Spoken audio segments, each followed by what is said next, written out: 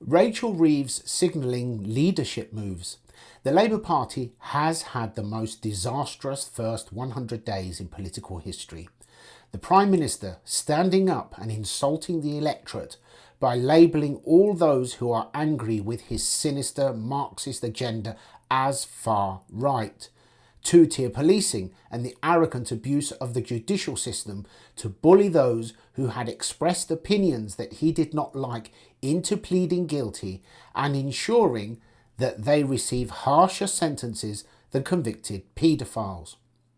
Releasing violent criminals in order to make way for crimes of opinion and a sharp slide into multi-level morality where offences against the state rank higher than offences against other people, even those that were violent or sexual. A total collapse within the workings of government as two-tier care tries to impose complete control over those who are paid to be impartial. Then there is the disgraceful attack on independent schools with the removal of VAT exemption, which they claim will raise £1.7 billion. But the mass exodus of pupils as parents struggle to afford the increased fees, the closure of schools, the loss of jobs, plus the significant increase in costs as these pupils enter state schools, the reality is that this endeavour of resentment will actually be a net loss. That's before we move on to their catastrophic management of the economy. They have repeated until they are blue in the face that there was a massive black hole in the economy that they were not aware of. Lies, lies, and more lies.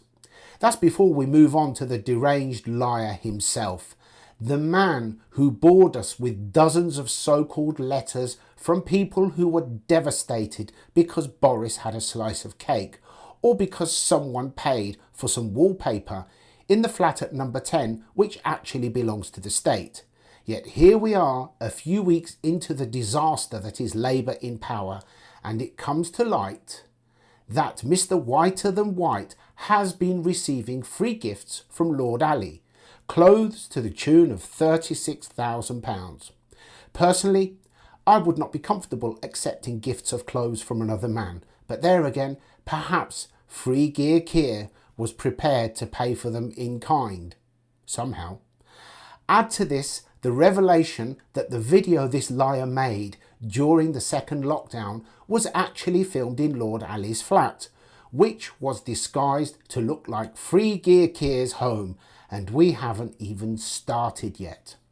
Then we have this ridiculous notion of Great British Energy, which will never happen, but if it were to happen, it would cost billions, tens of billions. The attack on non-doms, who contributed £8.7 billion last year, which will simply result in them not paying anything. The relinquishing of sovereignty of the Chagos Islands without debate in Parliament, and we have only just scratched the surface.